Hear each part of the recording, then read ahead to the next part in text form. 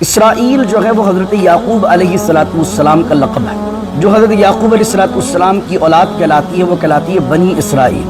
تو ہم بنی اسرائیل جس طرح یہودیوں کو کہتے ہیں، تو حضرت یعقوب کا لقب تھا اسرائیل، اور اسرائیل جو ملک ہے وہ بھی حضرت یعقوب علیہ السلام کے اسی لقب پر اس ملک کا نام رکھا گیا۔ اسرائیل عبرانی زبان کا لفظ ہے اور عربی میں اس کی میننگ ہوتی ہے عبداللہ۔ اردو میں کہتے ہیں اللہ کا بندہ، عربی میں عبداللہ، تو اسرائیل عبرانی زبان میں اللہ کا بندہ۔ لیکن تفسیر قرآن میں اسرائیلیات کسے کہیں گے؟ اسے کہیں گے کہ وہ روایات اور وہ واقعات جو یہود و نصارہ کی کتابوں سے ہماری طرف آئے، یا پھر وہ علماء جو پہلے یہودی علماء تھے، یا وہ لوگ جو پہلے یہودی تھے یا نصارہ تھے، انہوں نے بعد میں اسلام قبول کر لیا۔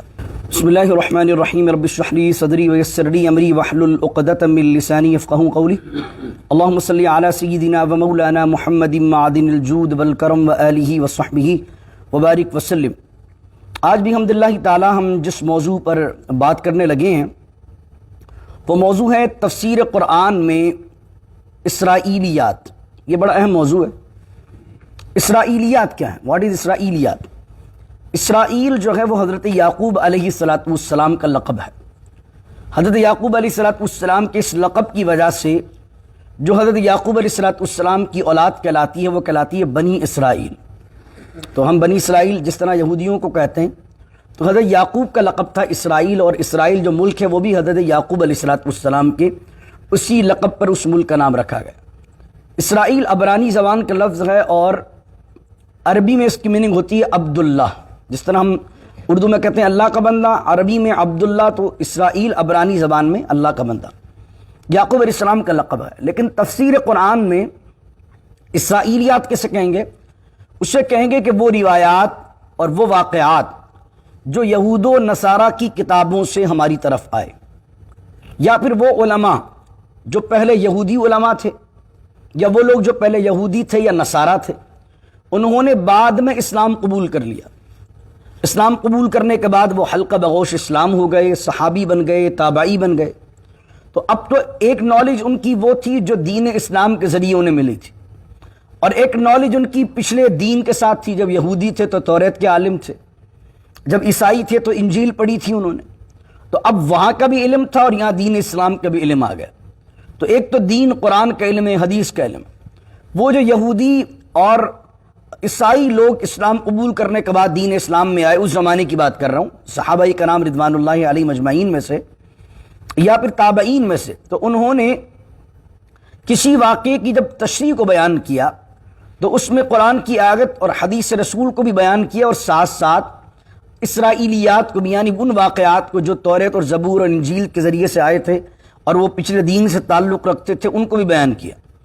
اب ان اسرائیلی روایات کا، جن کا نہ قرآن میں ذکر ہے نہ حضور کی حدیث میں ذکر ہے، ان اسرائیلی روایات کو کیا قبول کیا جائے کہ نہیں کیا جائے؟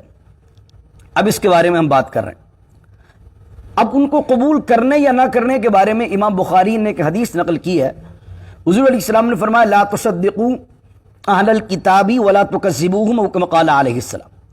حضور جان عالم صلی اللہ علیہ وسلم فرماتے ہیں کہ جب اہل کتاب تم سے کوئی بات بیان کریں، نہ ان کی تصدیق کرو نہ ان کی تکذیب کرو، نہ انہیں جھٹلاؤ، نہ یہ کہو کہ تم سیکھ کہہ رہے ہو۔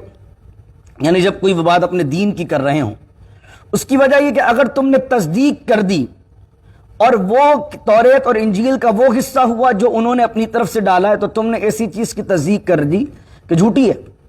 اور اگر تم نے کسی چیز کو جھٹلا دیا اور وہ توریت انجیل کا وہ حصہ ہے جو اللہ کی طرف سے نازل ہوا ہے، تو تم نے اس چیز کو جھٹلا دیا جو اللہ کی طرف سے نازل ہو رہا ہے۔ تو فرمایا لا تصدقوا اہل الکتاب ولا تکذبوہم، نہ تصدیق کرو نہ تکذیب کرو۔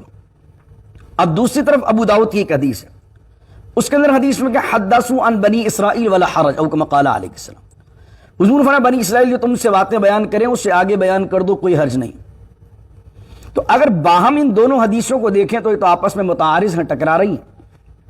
تو اس کا مفہوم کیا ہوگا کہ کیا اسرائیلی روایات کو تفسیر بیان کرتے ہوئے بیان کرنا چاہیے؟ تو علامہ ابن کثیر نے اس کی 3 قسمیں بیان کی۔ کہتے ہیں ایک اسرائیلی روایات وہ ہیں کہ جن کا حصہ کچھ قرآن میں ملتا ہے، جیسے فرعون کا غرق ہو جانا، موسیٰ علیہ السلام کا طور پر جانا، یوسف علیہ السلام کا قصہ، قرآن میں اشارہ ملتا ہے۔ تو اب اگر اسرائیلی روایات کے اندر سے بھی وہ روایت ہمیں ملتی ہیں اور قرآن سے ٹکراتی نہیں ہیں، بلکہ اس کو ایک اور ایکسپلین کر دیتی ہیں، تو اس کو بیان کرنے میں کوئی حرج نہیں ہے، اس کی ہم تصدیق کر دیں گے۔ اور وہ روایات کہ جو اسرائیلی روایات ہیں لیکن قرآن سے ٹکرا رہی ہیں، حدیث سے ٹکرا رہی ہیں، ان روایات کو ہم مسترد کریں گے، مانیں گے نہیں۔ جیسے حضرت داؤد علیہ السلام کے بارے میں تفسیر ہمارے کچھ مفسرین نے بھی وہ واقعات لکھ دیے، حالانکہ وہ اسرائیلی روایت اور من گھڑت اور قرآن و حدیث سے ٹکرا رہی ہے، لیکن چند مفسرین نے اس کو نقل کر دیا۔ تو اب ایسی روایت اگرچہ تفسیر میں لکھی ہوں لیکن ہمیں ماننا نہیں ہے۔ وہ کون سی روایت ہے؟ ایک روایت ہے کہ حضرت داؤد علیہ السلام اپنے سپہ سالار کی بیوی کو انہوں نے نہاتے ہوئے دیکھ لیا، استغفر اللہ، اور آپ کا دل جو ہے اپنے سپہ سالار اوریا کی بیوی پر آ گیا، اور آپ نے کسی تدبیر سے اوریا کو مروا دیا اور پھر اس کی بیوی سے نکاح کر لیا۔ اب یہ اسرائیلی روایت کے چند تفسیروں میں بھی لکھی ہوئی ہے۔ اب یہ اللہ کے نبی سے ممکن ہی نہیں ہے کہ اللہ کا نبی ایسی حرکت کر دے، استغفر اللہ العظیم، لیکن وہ اسرائیلی روایات میں ان کی کتابوں میں لکھی ہوئی تورات انجیل کے اندر وہ وہاں سے کوٹ کرتے ہیں۔ تو اگر ہمارے ہاں بھی کوئی بندہ داؤد علیہ السلام کے ذکر کے اندر اور اس کو بیان کر دے گا تو اس روایت کو ہم مانیں گے نہیں، کیونکہ اللہ کے نبی کی شان کے خلاف۔ اسی طرح ایوب علیہ السلام کا واقعہ، ایوب علیہ السلام کا واقعہ ہے کہ اس ایوب علیہ السلام کے واقعے میں قرآن نے بیان کیا، بیمار ہوئے، شفا ملی، ساری چیز بیان کی، لیکن چند اسرائیلی روایت کے ذریعے سے کہ ان کے جسم میں معاذ اللہ کیڑے پڑ گئے تھے، معاذ اللہ، اور وہ کیڑے اٹھا اٹھا کر اپنے جسم پر رکھتے تھے۔ یہ نہ قرآن میں نہ حدیث میں، یہ کوئی اسرائیلی روایت ہے۔ اللہ تعالیٰ اپنے نبی کو کسی ایسی مصیبت میں مبتلا کرتا ہی نہیں ہے جس سے لوگ اس سے گند کریں، لوگ اس سے نفرت کریں۔ تو کسی کے جسم میں معاذ اللہ کیڑے پڑ جائیں گے تو لوگ تو اس سے دور بھاگیں گے، اور اللہ کے نبی پر یہ اس طرح کا کیفیت مسلط ہو ہی نہیں سکتی۔ اسی طریقے سے کچھ عرصے پہلے طارق جمیل صاحب نے ایک واقعہ بیان کر دیا یوسف علیہ السلام کے والے سے۔ طارق جمیل صاحب ایک بیان میں کہنے لگے کہ یوسف علیہ السلام کو جب مصر لایا گیا، انہیں گدھے پر بٹھایا گیا اور ان کا منہ کالا کر کے پورے مصر کی گلیوں میں گھمایا گیا، استغفر اللہ العظیم۔ اب اللہ کے نبی کے ساتھ ایسا معاملہ ہو جائے، اللہ اپنے نبیوں کو عظمت و شان والا بناتا، وہ کبھی بھی اپنے نبیوں کو اس ذلت میں نہیں ڈالے گا۔ تو یہ بھی اسرائیلی روایات سے تعلق رکھتی چیز ہے، اور ایسی اسرائیلی روایات ہیں جو کہ قرآن کے کسی قصے کو اور اوپنلی بیان نہیں کر رہی ہیں، بلکہ قرآن و حدیث سے وہ معاملہ ٹکرا رہا ہے۔ تو ایسی اسرائیلی روایات کو ہم مانیں گے ہی نہیں۔ ایک ایسی روایت ہے جو قرآن و حدیث سے ٹکراتی بھی نہیں ہے، لیکن قرآن و حدیث میں اس کا اشارہ بھی نہیں ملتا، اس کے کیا کریں؟ ایک تو قسم ہے کہ قرآن حدیث کے اندر اس کا ذکر موجود ہے، اب اسرائیلی روایات میں بھی موجود ہے، تو ہم کہیں گے چلو بھائی ایک قرآن کا ایک حصہ یہ ہے اور وہاں پر تھوڑا ایلوبریٹ ہو رہا ہے، تھوڑا سا اور ایکسپلین ہو رہا ہے، تو آپ نے وہاں سے لے کر ایک پورے واقعے کو سمجھ لیا۔ دوسرا حصہ وہ کہ جو قرآن و حدیث سے ٹکرا رہا ہے، آپ نے مسترد کر دیا۔ ایک حصہ وہ ہے کہ جو حصے کے اندر قرآن و حدیث سے وہ چیز ٹکرا تو نہیں رہی، قرآن و حدیث سے کوئی متضاد چیز تو نہیں ہے، لیکن قرآن و حدیث میں اس کا ذکر بھی نہیں ہے، اب وہ بھی اسرائیلی روایت کے اندر ہے، تو اس کے اندر علماء نے فرمایا نہ اس کی تصدیق کرو نہ تصدیق کرو، تکذیب کرو۔ اور پھر علماء نے لکھا، ابن کثیر نے لکھا کہ ان روایات کا بیان کرنے کا فائدہ بھی نہیں۔ اب وہ روایت کون سی ہیں؟ جیسے یوسف علیہ السلام کے حوالے سے وجاءوا علی قمیصہ بدم کذب کی بات کی گئی کہ یوسف علیہ السلام کے بھائی ایک قمیص پر نقلی خون لگا کر حضرت یوسف کی بارگاہ میں لے آئے اور کہا کہ ایک بھیڑیا جو ہے آپ کو کھا گیا۔ اب اسرائیلی روایات سے تفسیروں میں لکھا ہوا واقعہ کہ حضرت یعقوب کے پاس لے کر آئے، حضرت یعقوب علیہ السلام کے بعد وہ بھیڑیا بھی لے کر آ گئے کہ اس بھیڑیے نے کھایا، تو حضرت یعقوب نے دعا کی کہ اللہ تعالیٰ اس بھیڑیے کو جو ہے وہ قوت گویائی عطا فرما، اس کو بولنے کی طاقت دے۔ اب یعقوب علیہ السلام کی دعا سے اس کو بولنے کی طاقت مل گئی، وہ بھیڑیا کہنے لگا کہ میں نے تو نہیں کھایا حضور، میں تو یہ مجھ پر تو اللہ تعالیٰ نے سارے نبیوں کو جسم کو کھانا حرام کر دیا ہے، تو میں آپ کے بیٹے کو کیسے کھا سکتا ہوں؟ یہ مجھ پر جھوٹا الزام لگا رہے ہیں۔ ابھی واقعہ قرآن میں نہیں، اب قرآن میں نہیں ہے، لیکن کیا ہے کہ اسرائیلی روایت میں، نہ حدیث میں، اسرائیلی روایت میں ملتا ہے تو مفسرین نے اس کو لکھ دیا، تو اب کیا اس کو بیان کرنے کی حاجت ہی نہیں۔ یہ واقعہ بیان کرو تو فائدہ نہیں، اور نہ بیان کرو تب بھی کوئی فائدہ نقصان نہیں ہے۔ تو ایسے واقعات کو شریعت میں دلیل نہیں بنایا جا سکتا، ایسے واقعات کو شریعت میں دلیل نہیں بنایا جا سکتا۔ اب یہ کہ یار یوسف علیہ السلام کے ساتھ بھی تو ایسا ہوا۔ بہت سی کتابیں جو قصص انبیاء پر لکھی گئی ہیں، انبیاء کی سٹوریز پہ لکھی گئی ہیں کہ انبیاء علیہ الصلوۃ والسلام، جیسے قصص انبیاء کتاب آتی ہے اور بہت سی کتابیں آتی ہیں، اس میں کچھ تو وہ چیزیں بیان کی گئی ہیں جو قرآن و حدیث سے ثابت ہیں، اور کچھ واقعات ڈیٹیل کرنے کے لیے بہت سی چیزیں وہ ملا دی گئی جو اسرائیلیات سے۔ اب اسرائیلیات کے حوالے سے ہمیں یہ ہے کہ جو چیز قرآن و حدیث سے کو ثابت کرتی ہے، قرآن و حدیث کی تصدیق کرتی ہیں اور قرآن و حدیث سے ٹکراتی نہیں ہے، اس کے اندر بھی ڈفرینس آف اوپینین ہے، بیان کیا جائے کہ نہیں کیا جائے، لیکن ان لوگوں نے بیان کی۔ لیکن جو چیز واضح طور پر ٹکرا رہی ہے ان کو تو بیان کرنا ہی نہیں چاہیے۔ جس طرح میں نے آپ کو دو واقعات سنا دیے۔ پھر سلیمان علیہ السلام کے بارے میں لکھا ہوا ان کتابوں کے اندر کہ سلیمان علیہ السلام اپنی آخری عمر کے حصے میں بت پرست ہو گئے تھے، شرک کر لیا تھا۔ تو قرآن نے پہلے بانے بیان کیا وما کفر سلیمان، سلیمان نے کوئی کفر نہیں کیا۔ تو اب وہ اسرائیلیات کی روایتوں میں لکھا ہوا، تو ایسی اسرائیلیات جو کہ قرآن سے ٹکرا رہی ہیں انہیں بیان نہیں کرنا چاہیے۔ لیکن کیا جو مقررین ہیں ہمارے ہاں یوٹیوب پر یا آڈینس میں یا پبلک میں، جو بندہ تقریر میں مشہور ہو جاتا ہے لوگ سمجھتے ہیں یہی بہت بڑا عالم۔ تقریر الگ شے ہوتی ہے، تحقیق الگ چیز ہوتی ہے۔ بہت سے ریسرچرز ہوتے ہیں، تحقیق کرنے والے ہوتے ہیں، انہیں تقریر نہیں آتی ہے، وہ اچھی طریقے سے بہترین تقریر نہیں کر سکتے ہوتے ہیں، اپنی بات سمجھا نہیں سکتے ہوتے، لیکن تحریر بہت اچھی ہوتی ہے ان کی، محقق ہوتے ہیں، تحقیق بہت اچھی کرتے ہیں۔ ہمارے عوامی پرسپیکٹو کیا ہے؟ عوام سمجھتی ہے جو بہت اچھی تقریر کرتا ہے وہ بہت بڑا عالم ہے۔ جناب وہ یوٹیوب پر تو ان کے اتنے ویورز ہیں، جناب فلاں آدمی تو اتنے پبلک ان کو سنتی ہے، ان کی تقریر میں تو اتنے لوگ ہوتے ہیں۔ تو تقریر بھی ایک فن ہے نا، گفتگو کرنا بھی اللہ کسی کسی کو ملکہ عطا فرماتا ہے۔ تقریر الگ شے ہے، تحریر الگ شے ہے، تحقیق الگ شے ہے۔ اب تحقیق، تحریر، تقریر یہ تینوں کسی کی اچھی ہو جائیں یہ خدا کی طرف سے قدرت کی گفٹ ہے۔ کہ کوئی تقریر بھی بڑی اچھی کرے اور ریسرچ بھی اس کی اچھی ہو تو ذرا یقیناً پھر وہ تقریر بھی کرے گا تو وہ چیز کرے گا جو واقعی جس کی بیس ہوگی، جس مستند بات ہوگی، اور مستند بات جب تقریر کے اندر آ جائے گی تو اور لوگوں تک اچھی بات پہنچے گی۔ لیکن بہت سے لوگ ہوتے ہیں وہ تحقیق اتنی ڈیپلی نہیں کرتے، تو چند کتابیں، سطحی کتابیں اٹھا کے کچھ واقعات پڑھ لیتے ہیں، لوگوں میں بیان کر دیتے ہیں، لوگوں میں وہ بیانات مشہور ہو جاتے ہیں، اور پبلک ایسی چیزوں کو بیان کر رہی ہوتی ہے کہ جو نہ قرآن میں لکھی ہوتی ہے نہ حدیث میں لکھی ہوتی ہے۔ ابھی ایوب علیہ السلام کا واقعہ میں نے آپ کے سامنے بیان کیا، کوئی داؤد علیہ السلام کا واقعہ پڑھ کے بیان کرنا شروع کر دے، اس بیچارے کو تو نہیں پتا عام آدمی کو کہ یہ روایت حدیث کی ہے کہ نہیں، یہ روایت قرآن کی ہے کہ نہیں ہے۔ یہ روایت تو جناب یہ تو بیان ہی کی اسرائیلیات میں سے ہے، اور اسرائیلیات جو قرآن سے ٹکرائی ہمیں قبول۔ اب یہ اسرائیلیات آئی کہاں سے؟ آخری بات کی طرف چلتا ہوں۔ مستشرقین نے اور انکار حدیث کرنے والوں نے بھی اس کے اندر کچھ اعتراضات کیے ہیں، ایتھسٹ نے بھی کچھ کیے ہیں۔ 4 شخصیات بڑی مشہور ہیں جن سے زیادہ تر اسرائیلیات اسلام کی کلیکشن میں آئی ہیں۔ ایک شخصیت کا نام ہے عبداللہ بن سلام۔ عبداللہ بن سلام یہودیوں کے بہت بڑے عالم تھے، اور حضور جان عالم علیہ الصلوۃ والسلام جب مدینہ المنورہ تشریف لائے تو حضور علیہ السلام کی بارگاہ میں آ کر آپ نے اسلام قبول کیا، حضور کے دامن رحمت میں آئے، حضور سے چند سوالات کیے اور سوالات کرنے کے بعد اسلام قبول کر لیا۔ قباء کے اندر آپ کی پہلی ملاقات حضور سے، وہ تو صحابی رسول ہیں۔ ایک ہیں کعب بن احبار، یہ بھی یہودی تھے، یمن میں رہتے تھے، پھر مدینہ المنورہ مائیگریٹ کر گئے، حضرت عمر کے دور میں اسلام لے آئے، اور پھر اس کے بعد شام منتقل ہو گئے، اس کے بعد وہیں وصال ہوا حضرت کا۔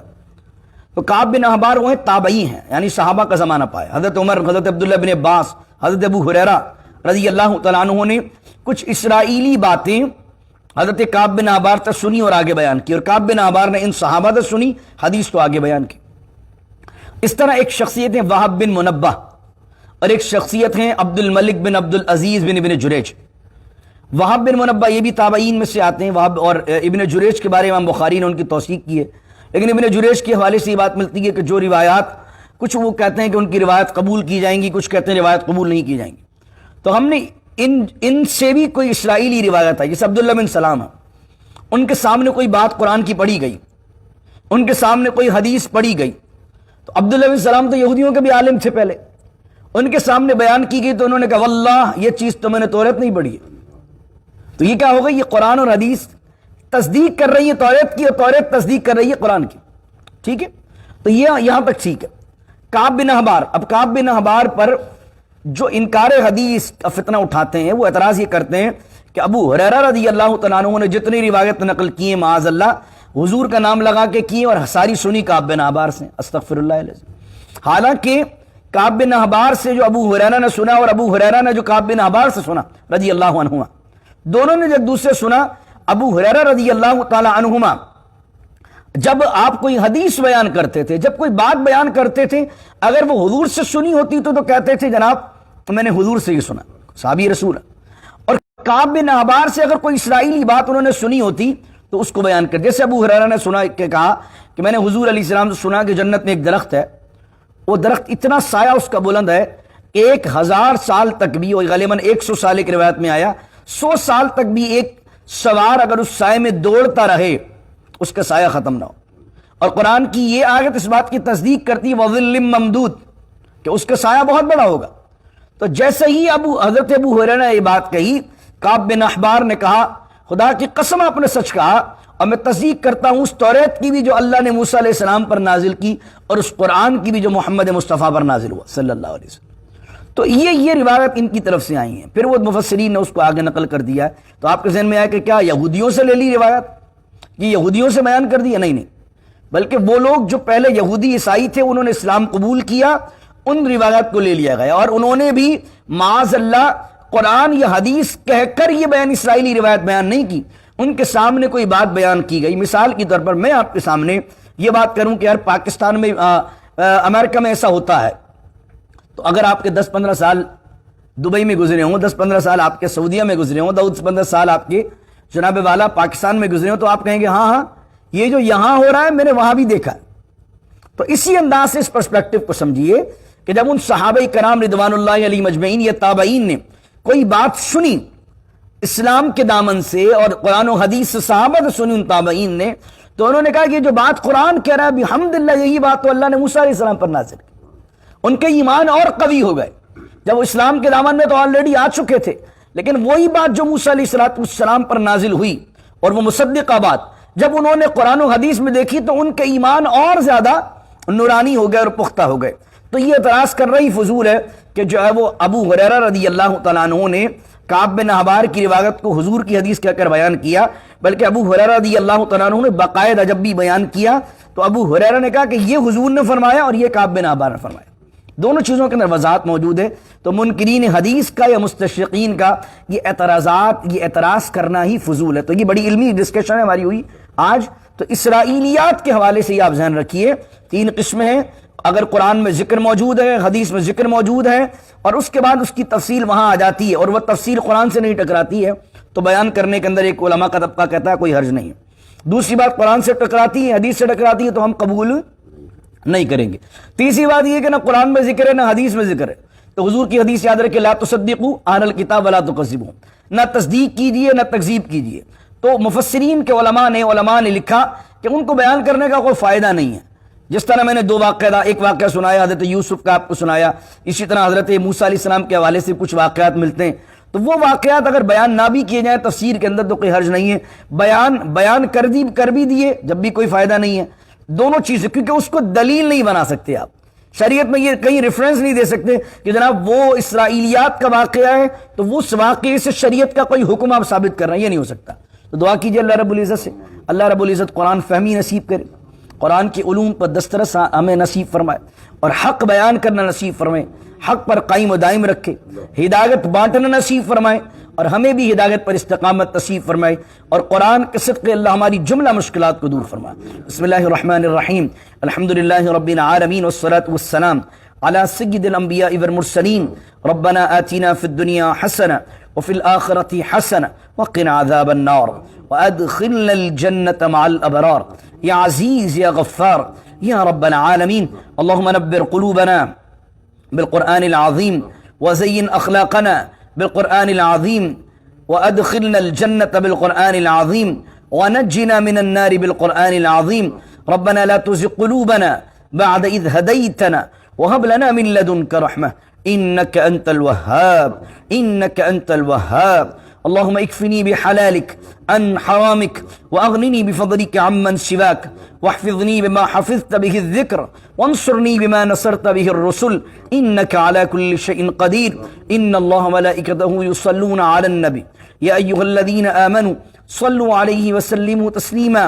اللهم صل على سيدنا ومولانا محمد معدن الجود والكرم وآله وصحبه وبارك وسلم. سبحان ربك رب العزة عما يصفون والسلام على المرسلين الحمدللہ رب العالمین، لا الہ الا اللہ محمد رسول اللہ صلی اللہ علیہ وآلہ وسلم۔